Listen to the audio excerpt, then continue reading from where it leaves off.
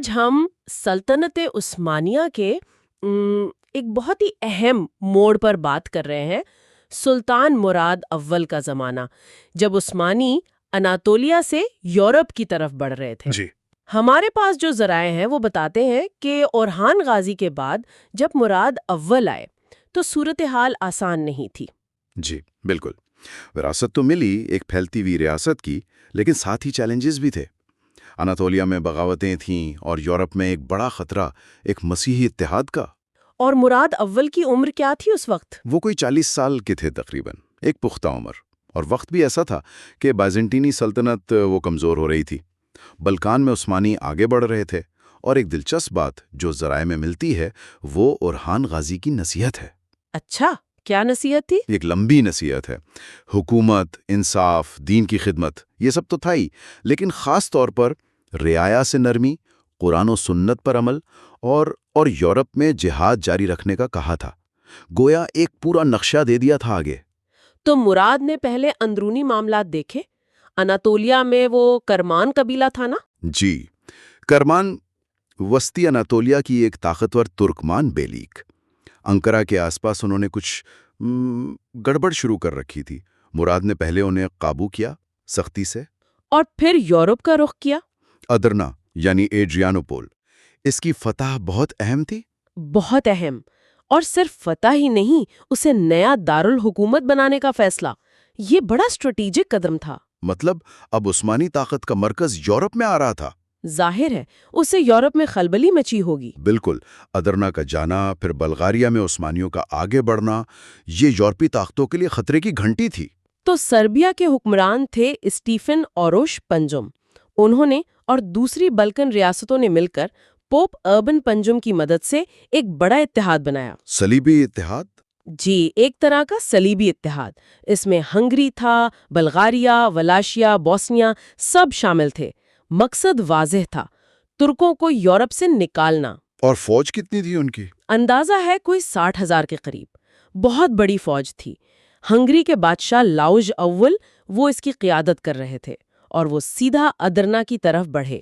یہاں صورتحال دلچسپ ہو جاتی ہے۔ سلطان مراد تو اناطولیہ میں تھے۔ جی، وہ کسی مہم پر تھے۔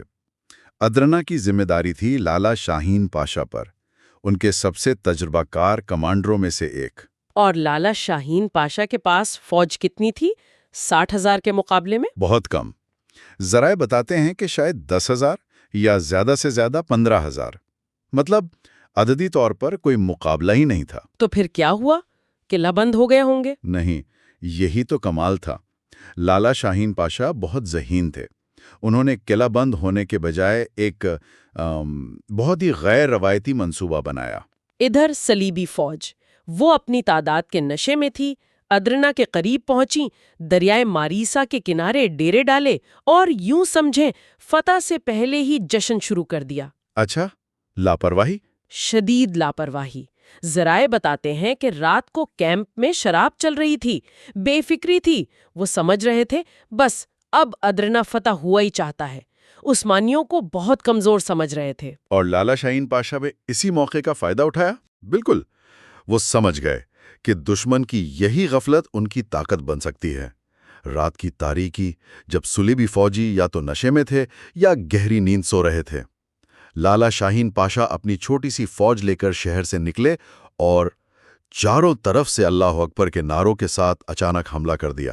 ایک سرپرائز اٹیک۔ ایک مکمل سرپرائز۔ صلیبی فوج میں تو جیسے بھگدڑ مچ گئی، کوئی منظم مقابلہ ہو ہی نہیں سکا۔ گھبراہٹ میں شاید وہ آپس میں ہی لڑنے لگے۔ افراتفری مچ گئی ہوگی۔ جی، یہ صرف فوجی حملہ نہیں تھا، یہ نفسیاتی طور پر توڑ دینے والا حملہ تھا۔ ذرائع کہتے ہیں صبح جب ہوئی تو میدان لاشوں سے بھرا پڑا تھا، ہزاروں قیدی بنے، اور وہ ہنگری کا بادشاہ لاؤش اول وہ بمشکل جان بچا کر بھاگا، بھیس بدل کر۔ ان کے وہم و گمان میں بھی نہیں تھا کہ اتنی چھوٹی فوج رات کو یوں حملہ کر سکتی ہے۔ یعنی ایک چھوٹی سی منظم فوج نے اتنی بڑی بظاہر ناقابل شکست فوج کو ہرا دیا۔ یقیناً، اسی کو تو سرب سندھ کہتے ہیں، یعنی سربوں کی تباہی۔ یہ دریائے ماریسا کے پاس ہوئی تھی تو اسے جنگ ماریسا بھی کہتے ہیں۔ یہ فوجی حکمت عملی کی اور دشمن کی نفسیات کو سمجھنے کی ایک شاندار مثال ہے۔ لالا شاہین پاشا کی قیادت اور عثمانی فوجیوں کی بہادری، انہوں نے ناممکن کو ممکن کر دکھایا۔ اور اس فتح کے اثرات کیا ہوئے؟ اثرات بہت گہرے تھے۔ اس نے یورپ میں عثمانیوں کے قدم ہمیشہ کے لیے جما دیے، ادرنا محفوظ ہو گیا اور بلکان میں عثمانی اثر و رسوخ مزید بڑھ گیا۔ تو خلاصہ یہ کہ صرف سندھ صرف ایک جنگ نہیں تھی؟ نہیں، بالکل نہیں۔ یہ ایک تاریخ ساز لمحہ تھا۔ اس نے بلکان کی تاریخ کا رخ موڑ دیا۔ اس نے یورپ کو دکھا دیا کہ عثمانی اب صرف اناطولیہ کی طاقت نہیں، بلکہ وہ یورپ کے مستقبل کا فیصلہ کرنے والی ایک اہم قوت بن چکے ہیں۔